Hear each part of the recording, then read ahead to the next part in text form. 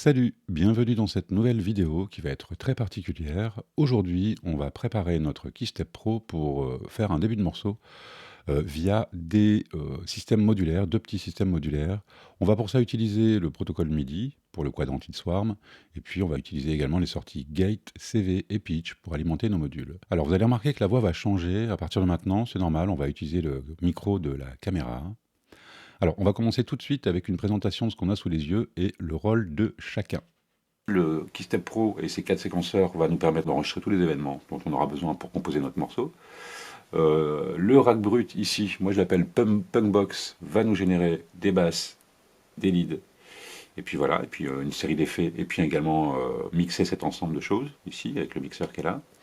Et puis la Joybox qu'on a ici à la droite, à notre droite, va nous générer une partie de drum et puis des effets spéciaux. On va voir ça dans le détail. Tout d'abord, on va commencer avec ce module tout en haut ici, qui s'appelle Pix de chez Mutable Instruments, une boîte que j'affectionne particulièrement.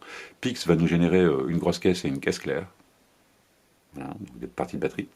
Juste à côté, on va trouver le Pico Drums de la maison Erika Synth, une maison que j'aime beaucoup également, qui fait des choses très originales et en plus très jolies. Alors, Pico Drums va nous générer également d'autres parties de batterie ou de drum, mais peut-être d'autres sons, on verra aussi, un sélecteur d'échantillons.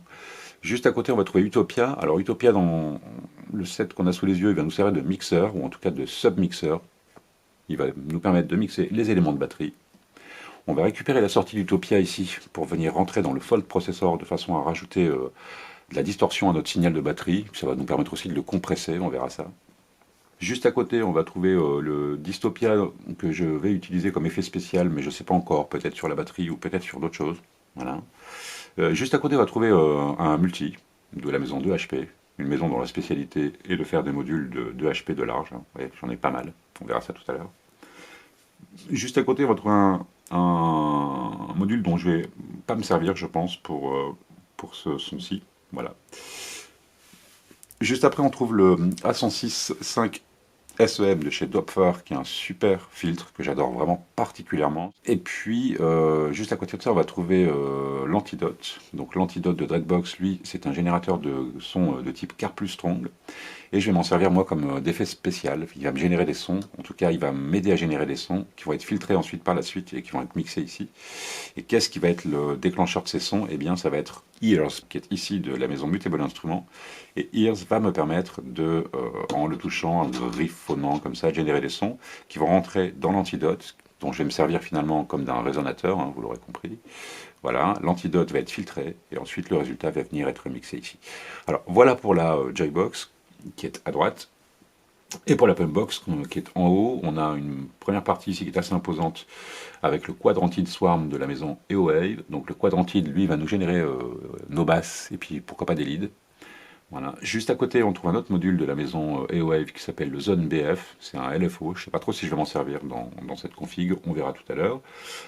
Juste après, on a une série de modules de la maison 2HP. On a d'abord un Trim qui est un double atténuateur, tout simplement. Ça va nous permettre garder le contrôle sur la force d'un signal.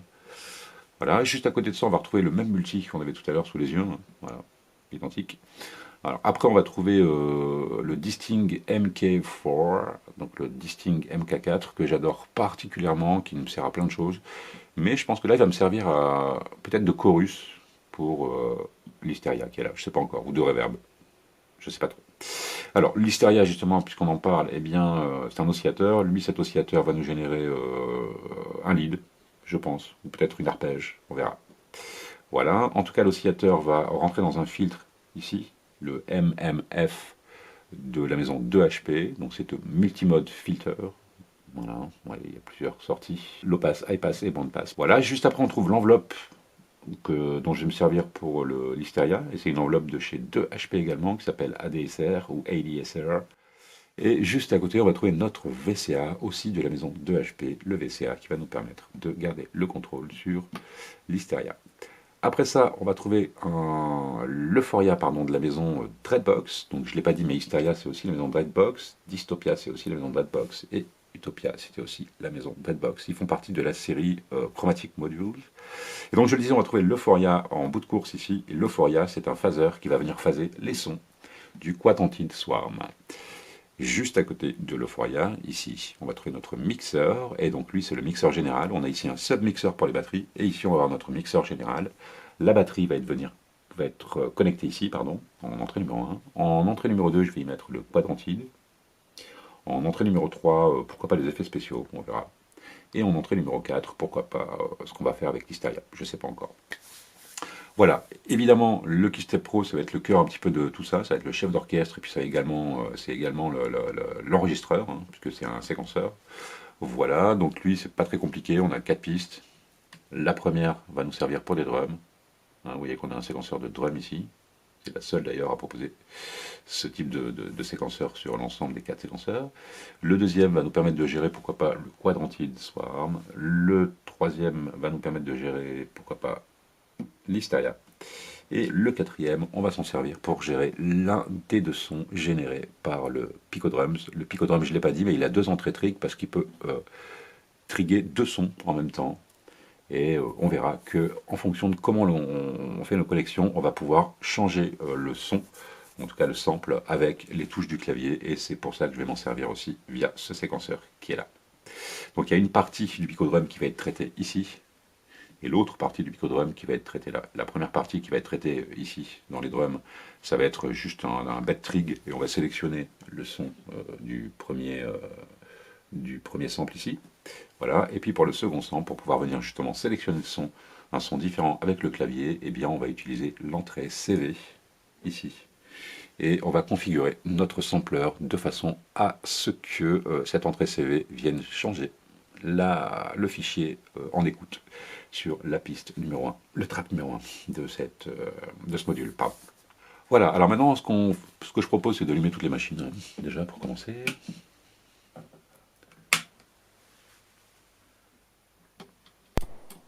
Voilà, tout est allumé, tout a l'air de fonctionner. Maintenant ce qu'on va faire, ce que je propose, c'est déjà de sélectionner un projet vide.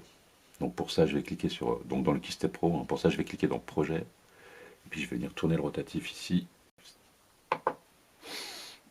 Et là, j'ai bien un projet qui est vide. Ce que je propose déjà, c'est d'accorder les différents générateurs de son de façon à ce qu'on soit sur la même note.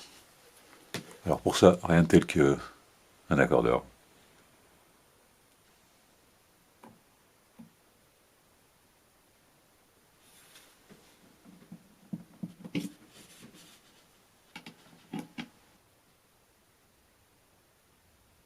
Maintenant, ce que je propose, c'est de faire les connexions pour voir si effectivement on entend quelque chose, hein. Donc on va commencer avec les drums. Donc là, la grosse caisse que je viens connecter dans l'entrée numéro 1 de mon mixeur. La caisse claire ou le snare drum, pour ceux qui préfèrent les anglicismes. Ensuite, on va récupérer les 2 sons que génère le Picodrums en piste numéro 3 ici. Alors ensuite, on va récupérer le signal ici. Tac. Et on va déjà voir si on a quelque chose en venant connecter la sortie de ce truc. Et ici. Et bien évidemment, la sortie de notre mixeur, ici pour qu'on entende quelque chose, et normalement. Alors une petite reverb ici pour la stéréo, parce que l'ensemble de ces machines est mono, et il y a la Context qui vient donner un petit peu de stéréo.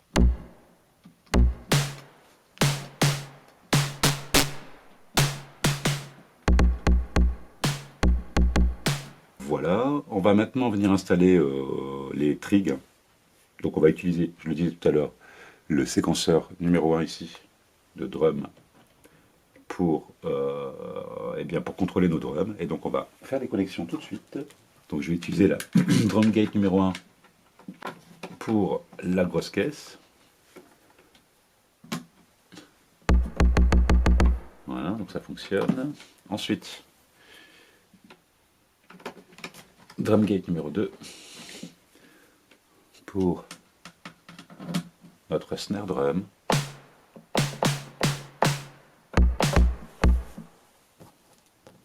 La drum gate numéro 3 qui va me permettre de contrôler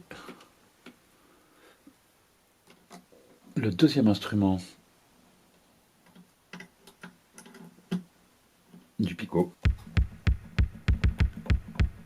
qu'on va faire, c'est qu'on va utiliser ce séquenceur ici pour venir contrôler d'autres types de sons du Pico Drums, pour une raison simple, c'est que le Pico Drums propose sur la piste numéro 1 de pouvoir changer le son en fonction de la hauteur qui est jouée, c'est-à-dire qu'il y a une entrée CV, donc si on y connecte un clavier, eh bien le voltage qui est envoyé via la hauteur des notes qu'on enfonce va nous permettre de choisir tel ou tel type de sample, et donc c'est ce qu'on va faire. Ça fonctionne tout simplement, hein. On va se positionner sur le séquenceur numéro 4, on va utiliser un câble pour y connecter le pitch, donc la hauteur de la note qui va être jouée, c'est elle qui va sélectionner le fichier.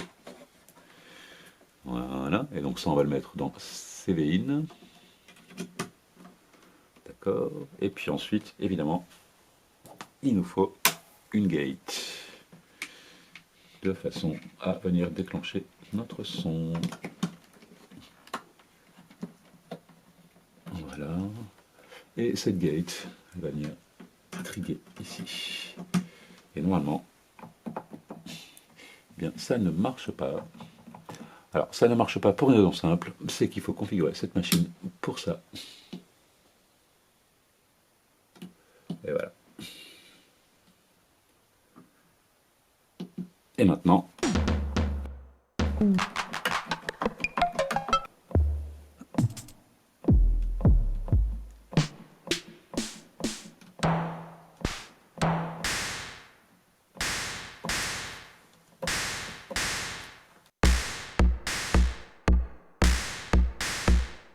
ok, bon maintenant on va vérifier que les autres machines génèrent aussi les sons, hein. Donc on va utiliser la piste numéro 2 pour contrôler le quadrantine Swarm via l'entrée MIDI qui est ici. Et puis donc la prise MIDI qui est là. Le quadrantide, on va l'envoyer dans le phaser. Et puis dans le phaser, il va passer dans le mixeur.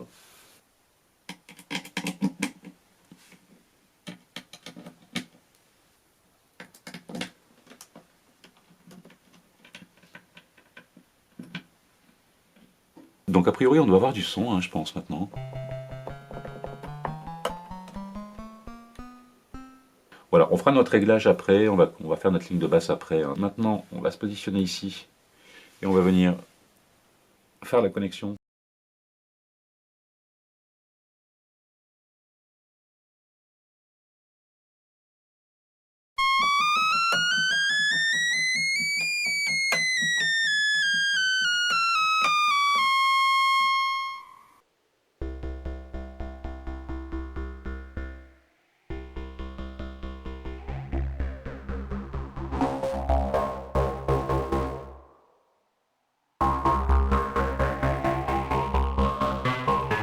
Donc on va programmer d'abord les drums pour commencer. On va commencer par programmer la grosse caisse.